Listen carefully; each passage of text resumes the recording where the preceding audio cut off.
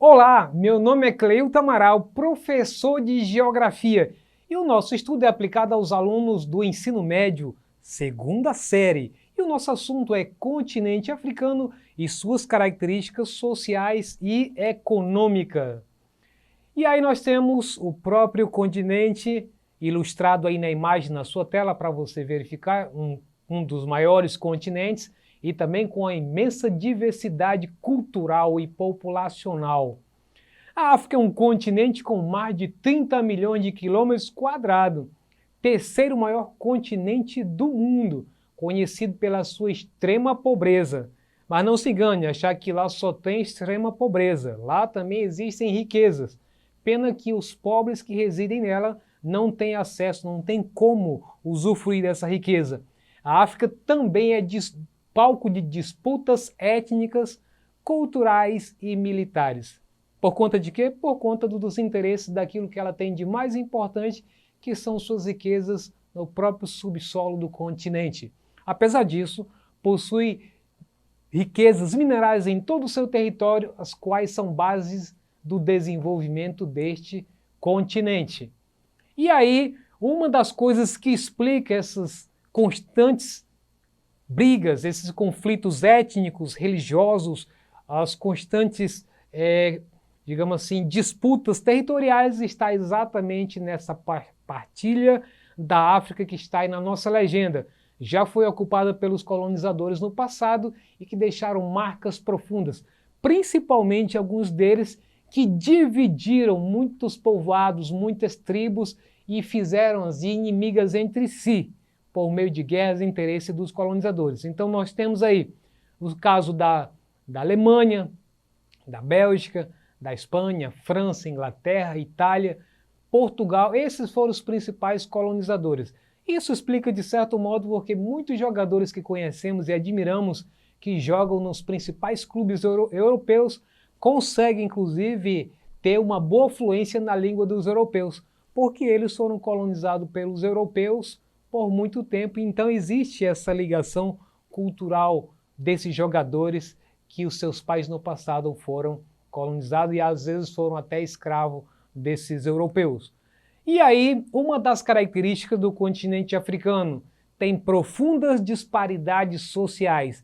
A própria ilustração fala por si. Você tem aí muitos desses povos que trabalham por valores ínfimos, valores baixíssimos para poder explorar a riqueza para entregar para os países atuais, países ricos. Então você tem uma figura com exploradores de minérios, temos aí uma arma que representa boa parte dos conflitos que vai desde o norte do continente africano até mesmo a parte sul de alguns países que estão em constante conflito. Aliás, não tem fronteira do continente africano que seja pacífica, em função muitas vezes da presença de mercenários que são pagos para criar confusão nessas fronteiras.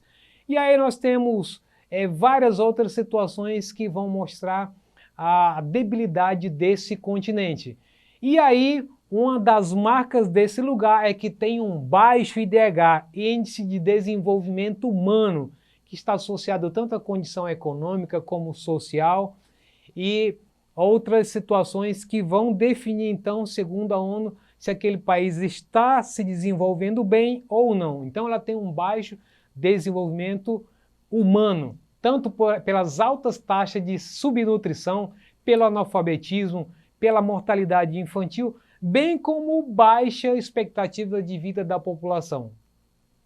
Na região da linha do Equador, tratando das questões mais físicas, mais naturais, ela tem um volume de chuva bastante expressivo, onde se localizam florestas do Congo, que as características se assemelham bastante com as nossas florestas aqui da região equatorial. Se desenvolve uma vegetação que se estende por toda a planície da bacia do Congo. O volume de chuva vai se tornando mais escasso conforme o deslocamento vai para o norte ou para o sul, que vai se encontrar aí com as regiões ou regiões desérticas ou regiões semidesérticas. No continente africano estão contidos dois grandes desertos muito famosos, que é o deserto do Saara, que é o maior do mundo, e o de Kalahari. Aí na figura abaixo você tem o deserto do Saara, que vai envolver tanto a Mauritânia como a Argélia, Mali, Níger, Chad, Líbia, Egito e Sudão.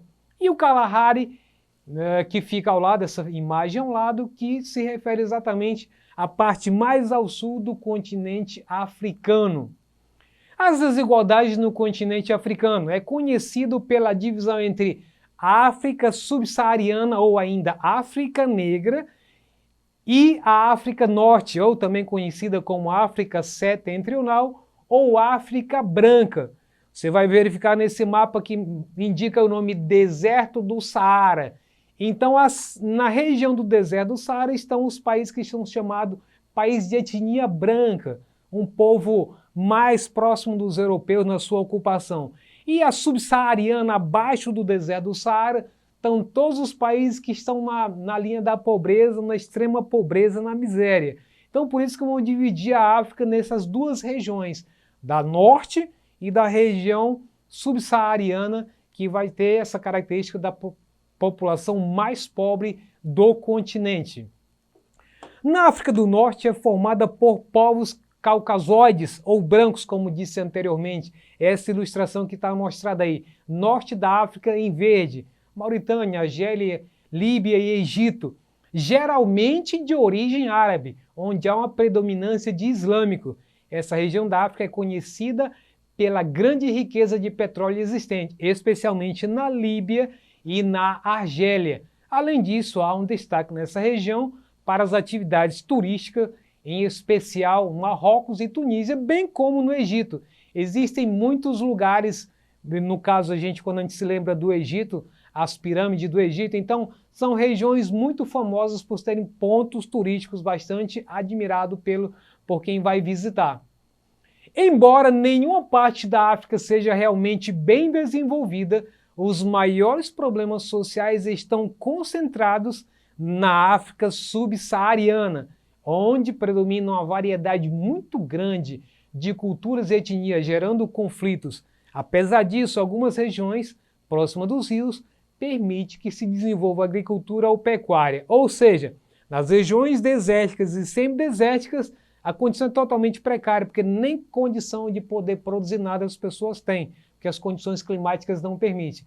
Mas diz aí que aquelas que ficam próximas dos principais rios no norte da África permite então que essas populações possam cultivar agricultura e também criar alguns animais. Ainda que de forma precária, como se conhece no Brasil, a gente conhece como funciona isso nas regiões semiáridas do Brasil, que quando a seca se aprofunda ainda mais, nem mesmo os animais conseguem resistir com o tempo. E aí, quanto à economia da África, os piores índices de desenvolvimento são registrados na África Austral e no norte da África, região mais empobrecida no continente. No finalzinho aí, próximo do seu rodapé, visualmente, o pior IDH registrado em 2017 pertence à República Centro-Africana, na posição 188. A economia africana ainda é marcada pela carga do seu passado colonial, ou seja, as marcas que os colonizadores deixaram, que não permitem com que essas nações consigam se recuperar e consigam então dar os seus próprios passos. Boa parte dos investimentos ou até mesmo dos índices que aparecem de crescimento na economia do continente africano geralmente está associado a investimento estrangeiro que está presente no continente. Quanto à carência da infraestrutura para a produção na África, também é um dos fatores limitantes à expansão econômica do continente, tornando-se dependente do capital estrangeiro. Mais uma vez a questão dos estrangeiros no continente, que determinam principalmente qual é o tipo de infraestrutura e qual é o padrão de vida da população local. Então, as atividades industriais se destacam principalmente na África do Sul, na Tunísia e no Marrocos. São comuns as atividades de extração de madeira na região equatorial, que nós vimos anteriormente, onde se concentram vegetação semelhante ao que conhecemos aqui na região amazônica, onde há uma região florestal expressiva. mas destaca-se ainda a extração mineral, aproveitado especialmente por grandes multinacionais estrangeiras que se estabelecem no continente africano. Em negrita eu tenho um intenso processo de desertificação, especialmente ocasionado pela monocultura que domina a região, ou seja, existem grandes investimentos de chineses hoje no continente americano que têm feito grandes culturas ou cultura única para poder atender o seu mercado e para atender outros mercados do mundo. Então isso também acelera o processo de desertificação em muitos países que têm recebido investimento, tanto chinês como de outros países que têm, digamos assim, loteado o continente africano para atender os seus interesses. E aí, as áreas extensas da produção chamado plantations, que é a mesma coisa que monocultura, são comuns no território africano, especialmente na África Ocidental. Então aquilo que nós falamos anteriormente sobre a monocultura é mais comum na África Ocidental. E aí a gente entra no nosso exercitando.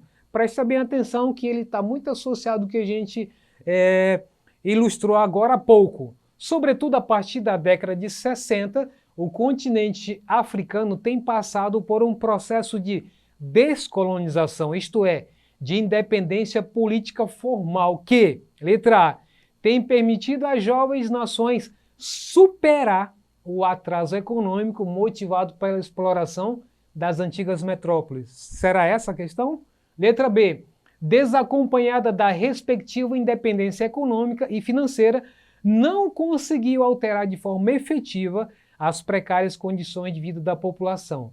Letra C, reestruturou economicamente as novas nações, uma vez que elas deixaram de produzir para os mercados externos e voltaram-se para as necessidades da população local. Letra D, alterou sensivelmente o papel das antigas colônias na divisão internacional do trabalho, uma vez que estas passaram a ter autonomia econômica.